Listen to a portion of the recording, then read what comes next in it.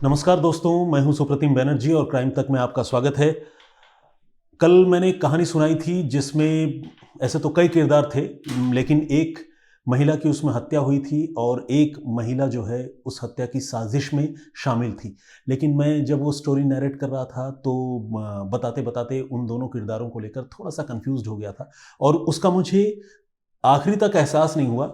आज जब मैंने आप सबके कमेंट्स पढ़े तो मैंने रियलाइज़ किया कि हाँ, प्रियंका और निकिता दो महिलाएं थी, दोनों के नाम को लेकर थोड़ा सा मुझे कन्फ्यूज़न था। मैं उसको रियलाइज़ करता हूँ और आइंदे मैं कोशिश करूँगा कि और केयरफुल रहूँ। Thanks for pointing out. और आइए आज एक नई कहानी, एक नए वाक़ये की शुरुआत करते हैं। आपको एक बात बताऊँ, कल जो मैंने कहानी आप सबको सुनाई थी उसमें मैंने बताया था कि पुलिस ने कितना बेहतरीन इन्वेस्टिगेशन किया। एक मोबाइल फ़ोन में कुछ एक सेल्फ़ीज़ थे और उस सेल्फी के ज़रिए जो है पुलिस ने कातिल का पता लगाया। तो ये मुंबई पुलिस और ख़ासकर पनवेल पुलिस के लिए बड़ी बड़ी काबिले तारीफ़ बात थी। और आज मैं जो कहानी आपको सुनाने जा रहा हूँ उसमें पुलिस की तफ्तीश के बारे में जानकर आप जो है अपना सिर पकड़ लेंगे। आपको लगेगा कि यार ये क्या है? पुलिस अगर हमारे देश में ऐसे तफ्तीश करेगी तो कैसे गुनहगार पकड़े जाएंगे और कैसे बेगुनाह कैसे बचेंगे, उनको इंसाफ कैसे मिलेगा? ये सब आपको हैरानी होगी। तो आइए कहानी की शुरुआत करते हैं। ये 10 साल पुराना मामला है और तारीख है 10 अगस्त 2011 की। राजस्थान में झुंझुनू है और झुंझुनू ज़िले में उदयपुर वाटी एक जगह है जहां पर सुबह तकरीबन 9 बजे एक रोड एक्सीडेंट होता है। एक बाइक सवार सड़क पर अचानक बहुत तेज़ी से गिरता है, उसके सिर पे चोट लगती है और उसके बाद उसकी मौके पर ही मौत हो जाती है। मरने वाले का नाम जो है वो रमेश रोहिला है और रमेश के भाई दिनेश कुमार इस सिलसिले में थाने में रिपोर्ट दर्ज करवाते हैं और वो बताते हैं कि किसी अज्ञात वाहन ने मेरे भाई को टक्कर मार दी जब वो मोटरसाइकिल पर अपने काम के लिए निकला था, अपने काम पर जा रहा था और इससे उनकी मौत हो गई। पुलिस ने जांच शुरू की। ये जो मरने वाला शख्स है जिसकी उम्र रमेश रोहिला, जिसकी उम्र 40 साल बताई गई, रमेश रोहिला जो है सामुदायिक स्वास्थ्य केंद्र में नर्स के तौर पर काम करते थे, मेल नर्स। और तब जो भाई ने रिपोर्ट दर्ज करवाई, उस रिपोर्ट के आधार पर पुलिस ने आईपीसी की धारा 279 और 304A एक्सीडेंट और लापरवाही से गाड़ी चलाकर मृत्यु कारित करना इसे कहते हैं, तो इसके तहत पुलिस ने एफआईआर दर्ज की और तफ्तीश शुरू की। जांच आगे बढ़ी। पुलिस मौका वारदात पर पहुंची, लोगों से उसने पूछताछ की और तमाम सबूत सुराग जुटाए और जैसा कि होता है। और कुछ दिनों के बाद पुलिस ने कोर्ट में इस केस के सिलसिले में एफआर यानी फाइनल रिपोर्ट पेश कर दी। ये कहा कि ये जो एक्सीडेंट है इसके पीछे किसी गाड़ी का कोई रोल नहीं है और ये एक नेचुरली हैपेंड एक्सीडेंट है। मतलब कई बार होता है ना, सड़क पर गाड़ी फिसल जाती है या कोई और वजह हो, इसके पीछे किसी का कोई हाथ नहीं है, यह हादसा होना था, हो गया। और पुलिस ने फाइनल रिपोर्ट इस एक्सीडेंट के सिलसिले में कोर्ट में पेश कर दी। लेकिन अभी फाइनल रिपोर्ट पेश किए हुए कुछ ही दिन गुजरे थे कि इस मामले में पहला ट्विस्ट आया। पहला ट्विस्ट ये आया कि ये जो रोहिला परिवार है इसने फिर से पुलिस के पास और ख़ासकर कोर्ट में भी फरियाद की और ये कहा कि ये जो फाइनल रिपोर्ट पेश किया गया है ये सही नहीं है और हम चाहते हैं कि इस मामले की दोबारा जांच की जाए, क्योंकि हमारी जानकारी के मुताबिक हमारे परिवार के बेटे को यानी रमेश रोहिला को एक अज्ञात वाहन ने टक्कर मारी थी उनके बाइक को, जिसकी वजह से उनकी मौत हुई है। तो जब ये फरियाद घर वालों ने की तो इस मामले में पुलिस ने जो है दोबारा जांच शुरू की और इस बार जो वहाँ के थाना इंचार्ज थे, उस थाना इंचार्ज ने ददिया पुलिस स्टेशन है, मैं आपको बताऊं, जिसके हद में ये घटना हुई थी, तो उसके थाना इंचार्ज उस समय होते थे मदन लाल कड़वासरा। तो मदन लाल कड़वासरा ने इस बार जांच जो है एएसआई बनवारी लाल के हवाले की, assistant sub inspector Banwari Lal. और बनवारी लाल जो है वो मौके पर पहुंचे फिर से, और जब मौके पर पहुंचे उन्होंने दोबारा जब जांच शुरू की, कई महीने गुजर चुके थे और तब बल्कि कई महीने नहीं साल गुजर चुके थे और फाइनली इस मामले में उन्होंने भी जांच की। और जब उन्होंने जांच की तो जो घर वालों की शिकायत थी उसे सही पाया और ये पाया वहां जाने के बाद कि एक मार्शल जीप की टक्कर से रमेश रोहिला की मृत्यु हुई है। तो कहने का मतलब पहले जो जांच रिपोर्ट सामने आई थी और इस बार जो जांच रिपोर्ट सामने आई उसमें आसमान ज़मीन का फ़र्क था। पहले जो जांच रिपोर्ट थी उसमें कहा गया था कि कोई टक्कर नहीं, कोई आउटर फोर्स नहीं बल्कि नेचुरली हैपेंड एक्सीडेंट है जिसमें बाइक सवार की मौत हो गई। और अब जो जांच हुई उसमें बताया गया कि एक मार्शल जीप के टक्कर से बाइक सवार रमेश रोहिला की मौत हुई है। और सिर्फ यही नहीं बताया गया बल्कि उस गाड़ी का, अज्ञात गाड़ी का नंबर भी बताया गया। नंबर है RJ21U0392 और उसके ड्राइवर को इस मामले में दोषी पुलिस ने पाया और ड्राइवर का नाम सुभाष चंद है जिसके खिलाफ पुलिस ने फाइनली चार्जशीट भी दाखिल कर दी। कहने का मतलब ये कि पुलिस ने जब इस मामले को री इन्वेस्टिगेट किया तो केस में सिर्फ यू टर्न ही नहीं आया बल्कि एक किरदार भी आया सामने, उसे दोषी भी पाया पुलिस ने और उसके खिलाफ कोर्ट में चार्जशीट दी। ये चार्जशीट दाखिल की गई 28 अप्रैल 2014 मतलब 2014 को। एक्सीडेंट हुआ था 2011 को। लेकिन अभी ये चार्जशीट कोर्ट में दाखिल हुई, इसके बाद इस मामले में दूसरा ट्विस्ट आ गया। दूसरा ट्विस्ट ये आया कि एक बीमा कंपनी, इंश्योरेंस कंपनी ने जयपुर में CBCID का जो मुख्यालय है वहां पर एक एप्लीकेशन दी और एप्लीकेशन देकर यह बताया कि उदयपुर वाटी में जो एक रोड एक्सीडेंट में एक शख्स की मौत हुई थी बाइक सवार की, उस मामले में पुलिस ने मिलीभगत की है और मिलीभगत करके झूठा क्लेम परिवार वालों को दिलवाने के लिए रोड एक्सीडेंट का फर्जी मामला बना दिया है, जबकि किसी गाड़ी की टक्कर से उस बाइक सवार की मौत नहीं हुई थी। और इस मामले की दोबारा जांच करवाई जाए, क्योंकि अगर गैरकानूनी तरीके से कोई इंश्योरेंस का पैसा क्लेम कर रहा है तो ये गलत तो है ही, कानून का मजाक तो है ही, प्लस वो इंश्योरेंस कंपनी पर भी एक बेवजह का बोझ पड़ने वाली बात है। तो जब ये एप्लीकेशन CID-CB जयपुर को दी गई तो CID-CB की तरफ से इस मामले के फिर से जांच के आदेश दिए गए और इस बार जांच की जिम्मेदारी दी गई वहीं उदयपुर वाटी का जो इलाका है वहां के DSP ग्रामीण को, रूरल DSP को, जिनका नाम है अयूब खां। अब तो खैर वो वहां पर पोस्टेड नहीं है, लेकिन अयूब खां को वहां जांच की जिम्मेदारी दी गई और ये बात 2014 की है। उन्होंने जांच की और जांच करने के बाद उन्होंने सारे लोगों से बातचीत की। कहने का मतलब ये कि जो पहली जांच हुई थी उस मामले में जो गवाह थे, जो चश्मदीद थे, उनसे भी बात की। बाद जो पुलिस ने जांच की बाद में, जिसमें पुलिस ने पाया कि एक मार्शल जीप के टक्कर से मौत हुई है, उस मामले में भी पुलिस ने उन गवाहों को भी बुलाया और उनसे भी पूछताछ की। और आपको जानकर हैरानी होगी कि यहां पर जो पॉइंट ऑफ व्यू है, जो गवाह हैं, उनके जो बयान हैं, वो दो अलग अलग तरह के बयान सामने आए। इसमें पहले जो जांच हुई थी वो लोग अपने बयान पर कायम रहे और उन्होंने कहा कि ये रोड एक्सीडेंट जो है किसी मार्शल गाड़ी या ऐसे ही किसी दूसरे वाहन की टक्कर की वजह से नहीं हुई, बल्कि सड़क पर जब वो बाइक से तेज रफ्तार जा रहा था रमेश रोहिला, सड़क पर अचानक एक कुत्ता आ गया और कुत्ते को बचाने के चक्कर में या कुत्ते की चपेट में आने की वजह से उस वक्त बाइक का एक्सीडेंट हो गया था और जिससे उनकी मौत हो गई थी। जबकि जिन लोगों ने बाद में पुलिस जांच में यह कहा था कि मार्शल गाड़ी की टक्कर से उन बाइक सवार की मौत हुई, वो अपनी बात पर अड़े रहे। उन्होंने कहा कि हमने देखा मार्शल गाड़ी की टक्कर से मौत हुई। तो कुल मिलाकर इसमें दो तरह के रिपोर्ट्स या दो तरह के आई विटनेसेस सामने आए जिन्होंने इस घटना के बारे में अलग अलग तरह की राय दी। अब जो DSP अयूब खान हैं, उन्होंने अपने तौर पर भी तफ्तीश की। सिर्फ बयान लेना तो पुलिस का काम नहीं होता है, बयान लेने के साथ साथ पुलिस अपना भी एक जो पॉइंट ऑफ व्यू है वो रखती है और ये बताती है कि कौन सा बयान पुलिस को जेन्युइन लग रहा है, कौन सा अनजेन्युइन लग रहा है या कौन सा फिक्टिशियस लग रहा है, पुलिस ये भी बताती है। तो फाइनली उस समय अयूब खान ने अपनी रिपोर्ट दी और उस रिपोर्ट में पुलिस ने ये इंडिकेट किया कि पहली बार जो जांच हुई थी जिसमें कुत्ते की बात सामने आई थी, वो बात जो है सही है और ये मार्शल जीप से एक्सीडेंट वाली बात जो है वो सही नहीं है। ये रिपोर्ट जो है उन्होंने तैयार की और 19 जून 2018, और 4 साल गुजर गए, 19 जून 2018 को इन्होंने अपनी रिपोर्ट सीकर के SP को सौंप दी। हो सकता है कि तब तक जो है डिस्ट्रिक्ट भी बदल गया हो, क्योंकि जब मैंने पहले बात की थी तब झुंझुनू, या हो सकता है कि SP सीकर ही लगते हो बिल्कुल। तो सीकर के SP को उन्होंने रिपोर्ट दे दी और ये रिपोर्ट आपको जानकर हैरानी होगी कि 2018 से लेकर अब तक, हालांकि ज़्यादा वक्त नहीं गुजरा, जबकि घटना है उसके मुकाबले तो बहुत साल गुजर गए, लेकिन 2018, 19, 20, 21, 22, हाँ 2018 से लेकर अब तक ये रिपोर्ट जो है वो SP साहब के ऑफिस में ही धूल खाती रही और पड़ी रही।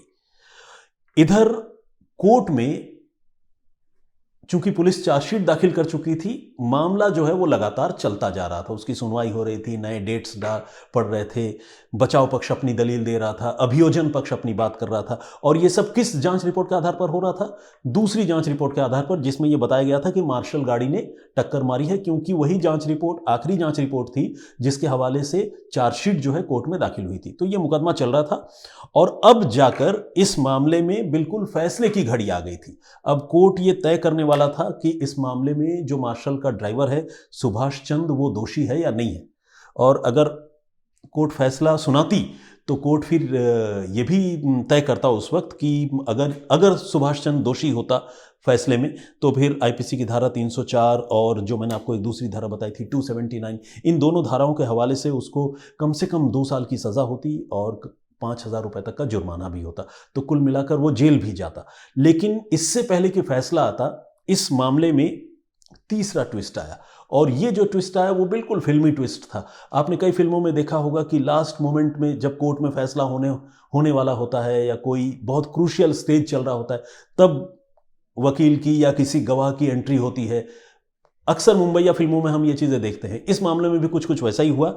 जो असिस्टेंट पब्लिक प्रोसिक्यूटर हैं, उन्होंने लास्ट मोमेंट में कोर्ट से ये कहा कि हुजूर, हमें एक और रिपोर्ट, एक अर्जी आपके सामने पेश करनी है, आप प्लीज़ हमें उसके लिए परमिट कीजिए। कोर्ट जो है शायद इस मोमेंट पे बहुत ज़्यादा सुनने के लिए इंटरेस्टेड नहीं था और कोर्ट का कहना था कि बाद में देख लेंगे, लेकिन असिस्टेंट पब्लिक प्रोसिक्यूटर ने बहुत रिक्वेस्ट किया कि नहीं, प्लीज़ आप सुनिए और हमारी अर्जी आप स्वीकार कीजिए, नहीं तो हो सकता है कि इंसाफ ना हो। तो जब असिस्टेंट पब्लिक प्रोसिक्यूटर ने कोर्ट को ये कहा, एपीपी ने ये कहा, तो कोर्ट ने ग्रांट किया कि अच्छा ठीक है, आपकी जो अर्जी है उसे पेश कीजिए। तो एपीपी ने अपनी अर्जी पेश की और ये बताया कि इस मामले में जिस चार्जशीट को आधार बनाकर फैसला सुनाया जा रहा है, उस चार्जशीट के अलावा एक और रिपोर्ट है जो उस चार्जशीट को चैलेंज करती है, और वो रिपोर्ट भी पुलिस का ही है। तत्कालीन डीएसपी ग्रामीण अयूब खान ने ये रिपोर्ट बनाई थी और उस रिपोर्ट में ये बताया गया है कि एक्सीडेंट जो है मार्शल गाड़ी की वजह से नहीं, बल्कि एक कुत्ते के बाइक के सामने आ जाने की वजह से हुई थी। और प्लीज़ इस रिपोर्ट को आप कंसीडर कीजिए। तो जब ये रिपोर्ट कोर्ट के सामने आई तो कोर्ट को भी बड़ी हैरानी हुई, क्योंकि ये रिपोर्ट जो है, जैसा कि मैंने आपको बताया, इसको 2018 के 19 जून को ही सबमिट कर दिया गया था, मतलब इंटरनली पुलिस डिपार्टमेंट के अंदर। लेकिन पुलिस ने तब इस रिपोर्ट को कोर्ट के हवाले नहीं किया था। तो इतना वक्त गुजर गया और इसके बाद ये रिपोर्ट लास्ट मोमेंट में सामने आया। अब जब ये रिपोर्ट सामने आया तो कोर्ट ने फिलहाल अपना फैसला इस मामले में रोक दिया है, क्योंकि आप जानते हैं कि हमारा कानून ये कहता है कि बेशक 100 गुनहगार बच जाए, लेकिन किसी एक बेगुनाह को सजा नहीं होनी चाहिए। अगर इस मामले में मार्शल गाड़ी वाली थ्योरी गलत है, तब सोचिए कि अगर सुभाष चंद्र नाम के उस ड्राइवर को पुलिस और घर वालों की मिलीभगत की वजह से सजा हो जाती, तो ये कितना बड़ा जुल्म होता, कितना बड़ा गुनाह हो जाता। तो इस मामले में कोर्ट ने अपना फैसला अभी सुरक्षित रखा है। कोर्ट उस आखिरी रिपोर्ट को भी कंसीडर करेगा। कोर्ट उस रिपोर्ट को पढ़ेगा और पढ़ने के बाद फिर वो फाइनल फैसला कोर्ट की ओर से सुनाया जाएगा। अब वो फैसला क्या होगा ये हमें नहीं पता, क्योंकि कोर्ट सारे फैक्ट्स एंड फिगर्स को ध्यान में रखने के बाद ही अदालत की ओर से ये फैसला सुनाया जाएगा। और दूसरा ये कि सिर्फ रिपोर्ट के आधार पर फैसला होगा नहीं, गवाहों ने कोर्ट में क्या बातें कही, कौन से गवाह कोर्ट में मुकरे, कौन से गवाह अपनी बात पर कायम रहे, इन सारी चीज़ों को कोर्ट जो है वो इवेल्युएट करेगी। लेकिन जिस तरह से इस मामले में तफ्तीश दर तफ्तीश हुई और जिस तरह से इस मामले में लास्ट मोमेंट में एक फैक्ट निकलकर सामने आया, उससे ये पता चलता है कि पुलिस ने किस तरह मिली भगत करके इस मामले को बिगाड़ने की कोशिश की थी। और आपको मैं बताऊं, पुलिस ने जो पहली रिपोर्ट बनाई थी, उस पहली रिपोर्ट में ही पुलिस ने ये कहा था कि इस मामले में कुत्ते की वजह से एक्सीडेंट हुआ है, कोई जीप, कोई गाड़ी, कोई अज्ञात वाहन इन्वॉल्व नहीं है। लेकिन घर वालों ने जब पुलिस पर प्रेशर क्रिएट किया, पता नहीं अंदर खाने क्या बातचीत हुई, पुलिस के अफसरों ने इस केस को बिल्कुल सिर के बल पलट दिया था। और फाइनली अब हम ये कह सकते हैं कि कोर्ट का फैसला बेशक नहीं आया हो, लेकिन सच्चाई की जीत हुई और वो रिपोर्ट जो पुलिस ने दोबारा बनाई, डीएसपी ने बनाई, वो रिपोर्ट सामने आई जिसमें ये बताया गया है कि उस एक्सीडेंट में मार्शल गाड़ी के इन्वॉल्वमेंट को लेकर डाउट है। तो ये अपने आप में एक बहुत ही क्रूशियल और इंपॉर्टेंट बात है। अब बात बीमा की। ये जो बीमा है, जब एक्सीडेंट हुआ था और जब मौत हुई थी रमेश रोहिला की, तब उनकी उम्र थी 40 साल। वो कम से कम 20 साल और नौकरी करते। इस हिसाब से अगर बीमा का हिसाब किताब निकालें, जो भी टर्म्स एंड कंडीशन रहा होगा इंश्योरेंस का, उसके हिसाब से तकरीबन 1.25 करोड़ रुपए की रकम बनती है। और कुछ अगर इसमें से मान लीजिए कोई राशि डिडक्ट भी होती है इतने सालों के दौरान, तो तकरीबन कुछ राशि डिडक्ट होने के बाद मिनिमम जो कैलकुलेशन है, जो जानकारों का मानना है, 80 लाख रुपए जो है ये रोहिल्ला परिवार को मिलने वाले थे। अब सवाल यह है कि क्या ये रोहिल्ला परिवार और पुलिस वालों ने मिलीभगत करके इस 80 लाख रुपए को हड़पने के लिए इस तरह की झूठी कहानी बनाई, झूठी जांच रिपोर्ट बनाई। पुलिस ने इस मामले की जांच की है, कोर्ट में रिपोर्ट दे दी है, फैसला कोर्ट को करना है। हमें कुछ नहीं कहना कि इस मामले में क्या सही है क्या गलत है, फैसला कोर्ट को करना है, कोर्ट ही फैसला करे इस मामले में। लेकिन जिस तरह से इस मामले में ट्विस्ट एंड टर्न आए, उसे देखकर लगता है कि दाल में कुछ काला जरूर है। और अगर कुत्ते की वजह से एक्सीडेंट हुआ और उससे अगर मार्शल की वजह से एक्सीडेंट होना, यानी जीप की वजह से एक्सीडेंट होने की बात बताई गई है, तो ये वाकई बहुत ही गलत बात है। और मुझे व्यक्तिगत तौर पर यह लगता है कि अगर इस मामले में कुछ मिलीभगत वाली बात है और गवाहों ने झूठी गवाही दी है, तो उनके खिलाफ भी कानूनी कार्रवाई होनी चाहिए। कोर्ट इस मामले में बेगुनाह को राहत देने के साथ साथ जो इस मामले में साजिश रचने के दोषी हैं उन्हें क्या सजा देती है, यह भी देखने वाली बात होगी। 2 और इंपॉर्टेंट फैक्ट मैं आपको बताना चाहता हूं। इन 10 सालों में इस मुकदमे में 77 तारीख पड़ी, यानी 77 बार इस मामले की सुनवाई हुई। पता नहीं इन 77 तारीखों में सुनवाई हुई या कोई एक और तारीख दे दी गई, ये मुझे नहीं पता, लेकिन 77 टाइम्स इस मामले में सुनवाई की बात मुकर्रर हुई थी, तय हुई थी। और 2014 से लेकर अब तक, घटना तो खैर 2011 की है, लेकिन चार्जशीट जैसा कि मैंने आपको बताया कि 2014 में दाखिल की गई थी, तो 2014 से लेकर अब तक 2022 तक इस केस में 6 जुडिशियल मजिस्ट्रेट यानी जज जो हैं बदले जा चुके हैं। 10 साल का लंबा वक्त, 6 जजों का बदल जाना, 77 तारीखों का आना, और उसके बाद लास्ट मोमेंट में इस मामले में एक क्रूशियल ट्विस्ट का आना और एक कुत्ते की जगह मार्शल जीप और मार्शल जीप के बाद फिर से कुत्ते की थ्योरी का आना, अपने आप में हमारा जो जुडिशियल सिस्टम है और पुलिस के इन्वेस्टिगेशन की जो हकीकत है, उसको ये पूरा केस जो है वो अनमास्क्ड करता है, बेनकाब करता है। इस मामले पर आपकी क्या राय है, आप क्या सोचते हैं? प्लीज़ आप अपनी बात हमें ज़रूर बताएं। मैं फिर हाजिर होऊंगा किसी और कहानी या किसी और वाक्य के साथ, लेकिन जाने से पहले, जैसा कि हमारी परिपाटी है, हम 2 वे कम्युनिकेशन करना चाहते हैं। हम चाहते हैं कि आपकी राय, आपकी बात भी सुने और अपनी बात भी कहें। तो मैं कुछ कमेंट्स अभी पढ़ने वाला हूं और कमेंट्स के साथ साथ हमारे कुछ जो दर्शक हैं उनके नाम भी मैं पढ़ना चाहता हूं, और मैं रिक्वेस्ट करता हूं कि आप लोग इसी तरह से कमेंट करते रहें, इससे बड़ी हौसला अफजाई होती है।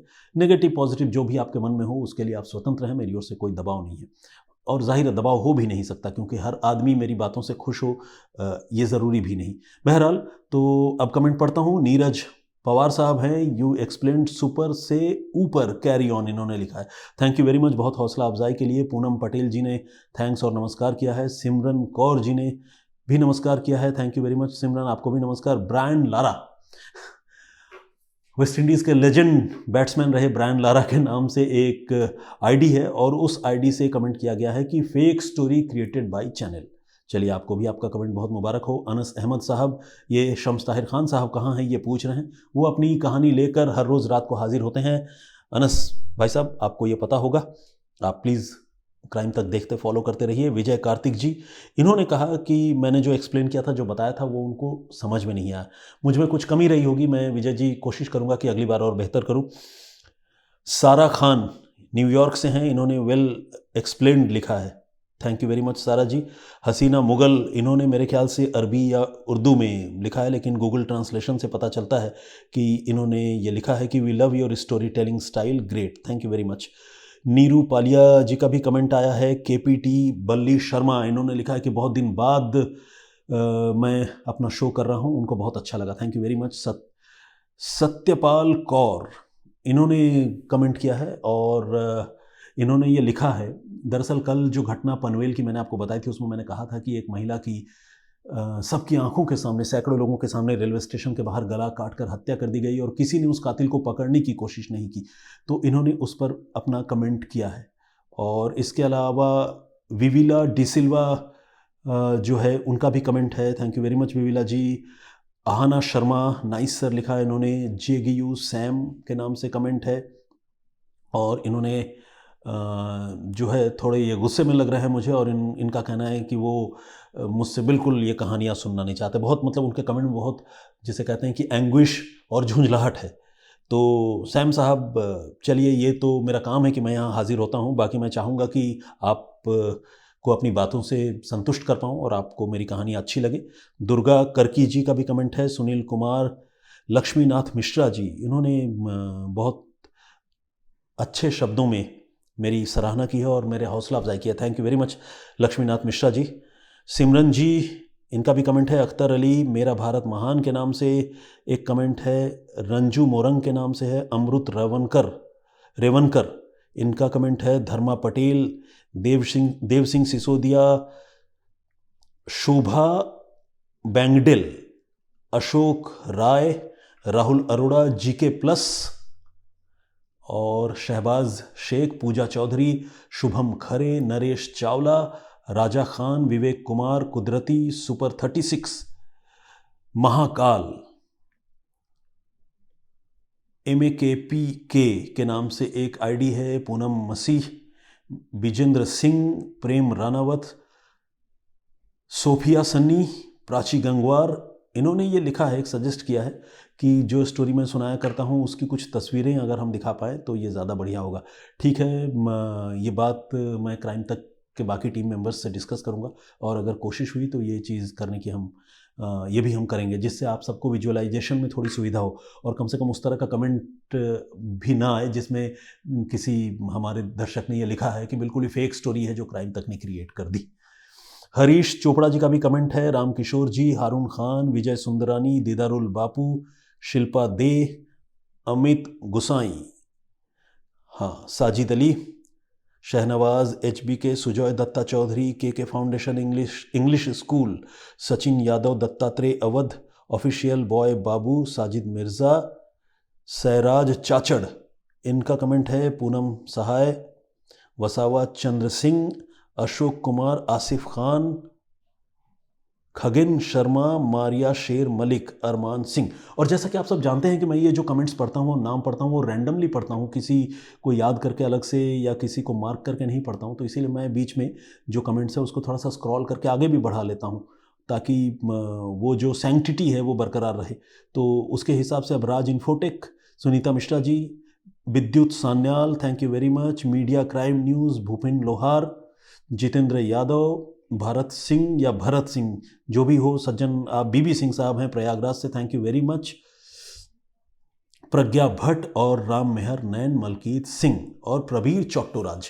तो ये सारे कमेंट्स जो है मैं अभी पढ़ पाने में कामयाब रहा, और ख़ासकर कमेंट्स तो मैंने कम ही पढ़े, नाम पढ़े, लेकिन आप लोग बहुत कमेंट करते हैं, मैं बहुत थैंकफुल हूँ, बहुत ग्रेटफुल हूँ।